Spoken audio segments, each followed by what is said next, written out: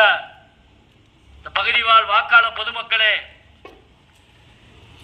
நடைபெற்றுக் கொண்டிருக்கக்கூடிய இந்த விடியா திமுக ஆட்சியினுடைய நிர்வாக சீர்கேட்டினை கண்டித்தும் மதுரை மாநகராட்சியில் மாண்புமிகு இதே தெய்வம் புரட்சி தலைவி அம்மா அவர்களால் உருவாக்கப்பட்ட பாதாள சாக்கடை திட்டம் இதுவரை நடத்திடாமல் காலந்தாழ்த்தி வருவதை கண்டித்தும் அடிப்படை வசதிகளை நிறைவேற்ற கோரியும் வரிச்சுமையை நீக்க கோரியும் பத்திரப்பதிவு அலுவலகங்களில் நடக்கக்கூடிய கொள்ளையை கண்டித்தும் மதுரை கிழக்கு தொகுதியில் தொடர்ந்து நடைபெற்று வரக்கூடிய கனிம வள கொள்ளையை கண்டித்தும் அனைத்து இந்திய அண்ணா திராவிட முன்னேற்ற கழகத்தினுடைய பொதுச் செயலாளர் அருமையண்ணன் எடப்பாடி அவர்களுடைய ஆணைக்கு இணங்க